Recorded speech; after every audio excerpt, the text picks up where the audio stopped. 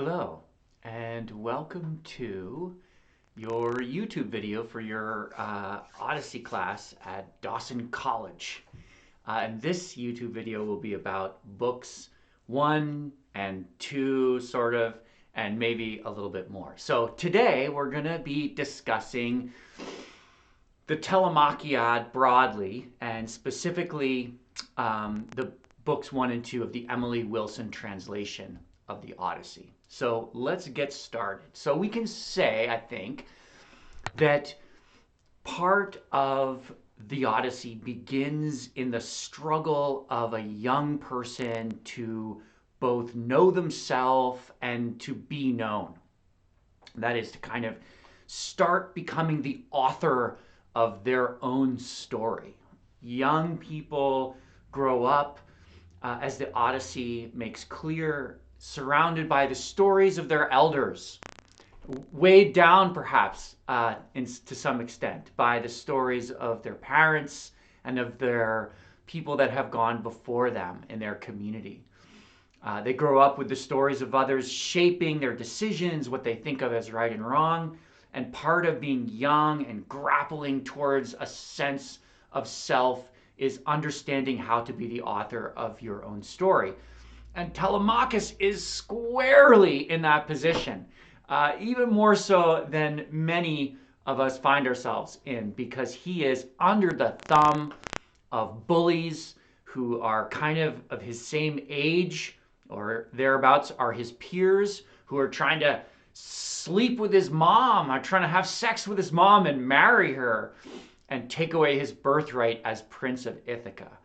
And he has a host of unresolved issues around his father, you could say, which are completely understandable.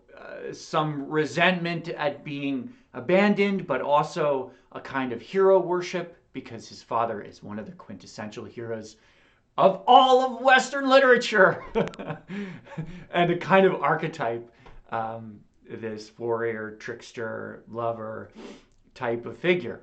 So Telemachus finds himself in this position, and the text is not always sympathetic to Telemachus's position. We might see ourselves in him. I do sometimes, as a character who is stuck, who is unable to move forward with his life to make these kinds of decisions.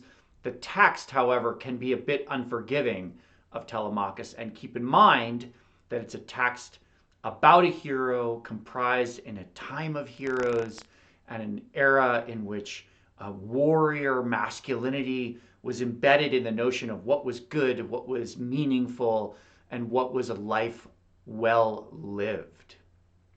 So, first of all, Telemachus is, the son of a single mom. He's raised by his mother and his nursemaid, who is this figure who will appear later in this book and kind of an important one. And as such, the book is implying he's somewhat feminized, not really raised in the company of men the way one would expect a sort of warrior boy to be raised. That is, with his father, with his uncles, with his group of his father's friends and shield carriers, this kind of fraternal camaraderie of warriors. He is without that, which means that he has not been shaped by that. And the book, the text, the story notes that he kind of waffles, that he has a hard time making decisions, that he is in some way less empowered a figure, which you could read in a sense as a comment on patriarchal culture, where in many ways women were less empowered, were less capable of making these determinative decisions about how to lead their lives. And instead, those decisions were often placed in the hands of the male members of their family. So you have here a depiction of Telemachus, who's a prince, who has characteristics of being the son of a great hero, but who at the same time is diminished, at least in his power, by his association with the feminine. So you have to remember that this book, this text, this story is being told and then later written and read in the context of a time in which honor is this incredibly valuable and scarce social element of your capital, of in your character. It has to do with your integrity, with your reputation, and it's incredibly important in terms of what doors open for you, which close, and again, how to live a good life.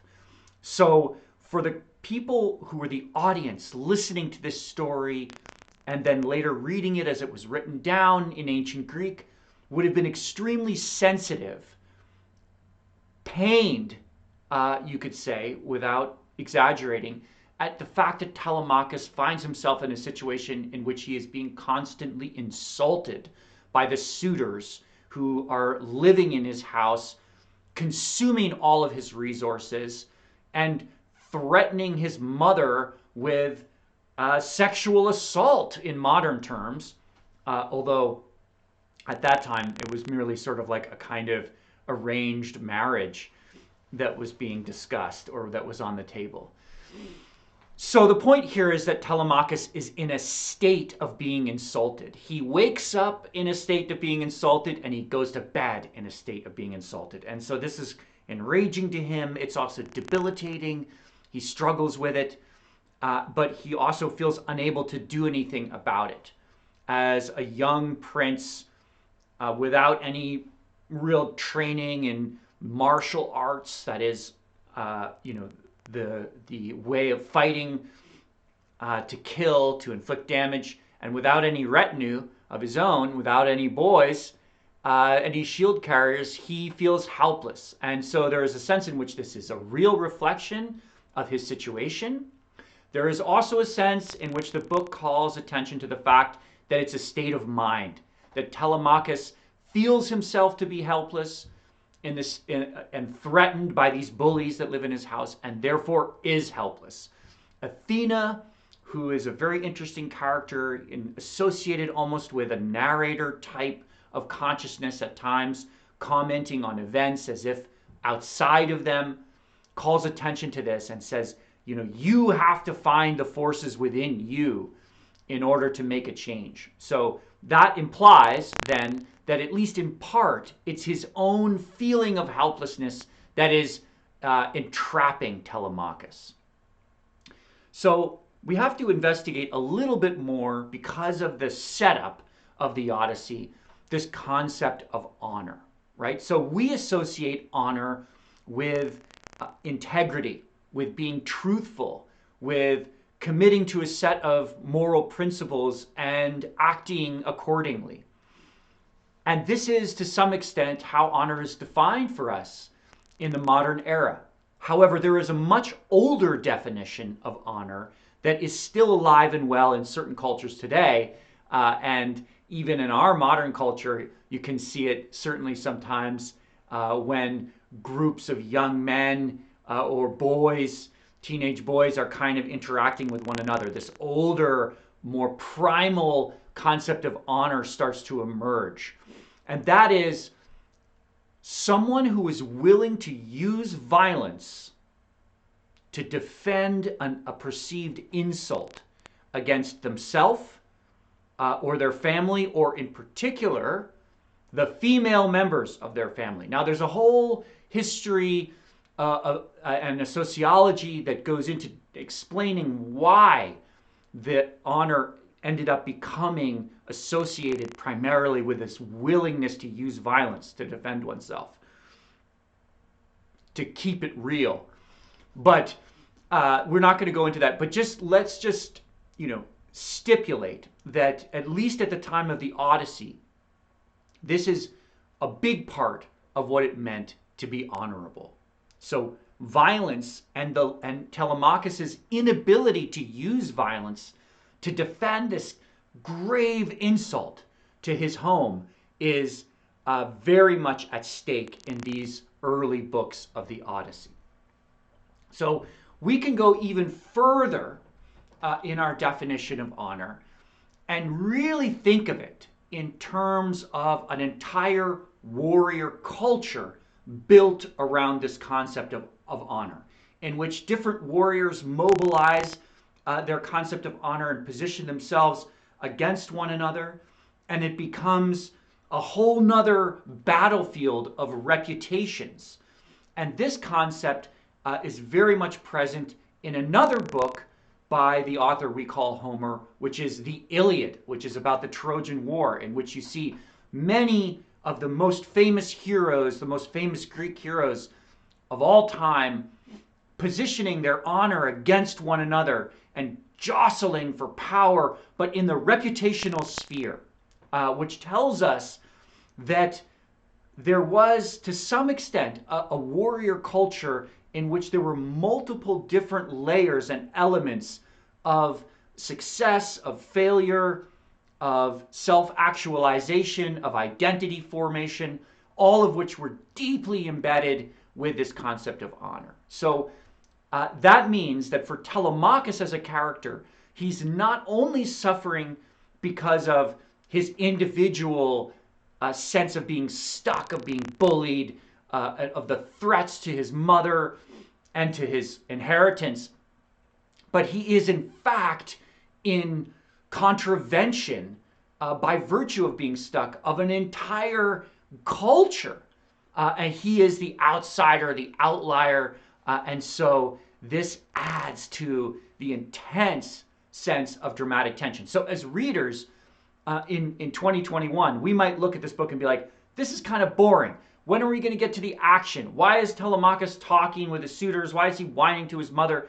And all of this we might find, come on, let's get going. But to someone who lived in 800 BCE and was listening to this as the kind of introduction or prologue, a long prologue to this tale, would have been on the edge of their seat, really gripped by this feeling of profound tension. When is it going to snap? When is Telemachus not going to be able to take it anymore? And when is he going to explode?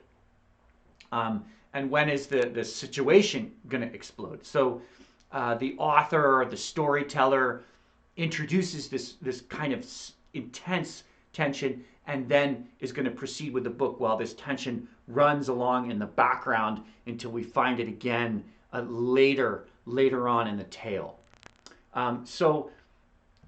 Finally, in this section, just to make some final points about an honor culture, we have to note that honor cultures were also extremely dysfunctional in a way.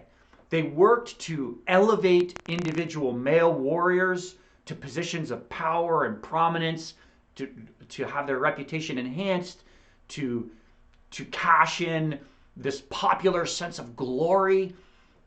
But on the other hand, these kinds of conflicts mired the society into dysfunction as these warrior princes jostled with one another for who had more honor and glory, while the necessary tasks of attending to these sort of details of making sure that your society was running smoothly were left behind as it became more important to seek honor and glory. And warriors showed themselves, and this you see in the Iliad, but also in the Odyssey, willing to leave behind and to risk so many important things, including members of their family, in pursuit of honor. So you have to think of this part of the Odyssey as both making us invested in Telemachus, but also pointing out the fact that he is in this position in part because his father was pulled into, but despite knowing better, Odysseus knew better, and there are stories about how he knew better. He was pulled into the quest for glory that lies at the center of honor culture. And that's not even to get into the killing, which we will talk about in the next section. So see you momentarily.